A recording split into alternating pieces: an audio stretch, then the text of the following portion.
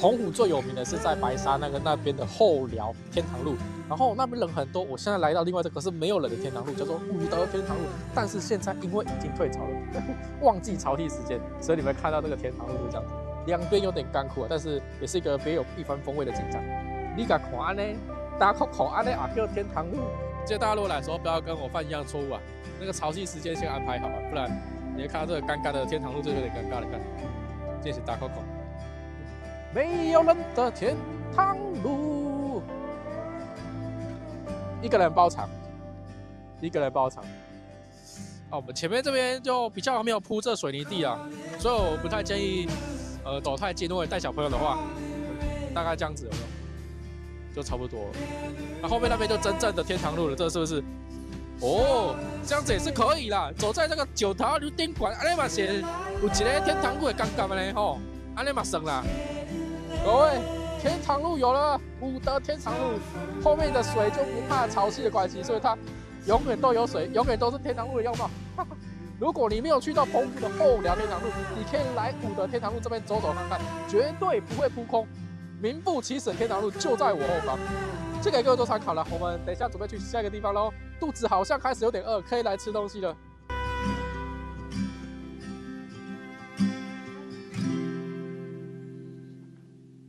接下来我们要来锁港这边吃东西哦。锁港在澎湖这边算是一个蛮有名的地方。我们要吃这间是叫怡园小吃。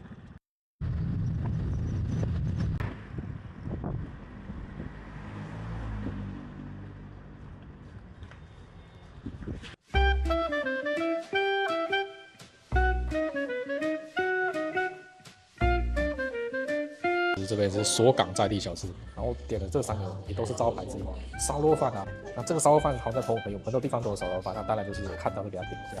然后一个招牌它的干面，有一点点肉丝，然后再来小管米粉，总该需要了吧？昨天吃一碗，那今天再吃一个不一样，不同间看看有什么不同的风味，很香啊。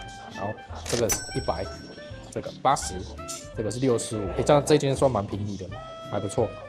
先来吃看看这个干面有没有看起来不错，它上面好多那个肉燥，还有这个肉丝，很香的感觉。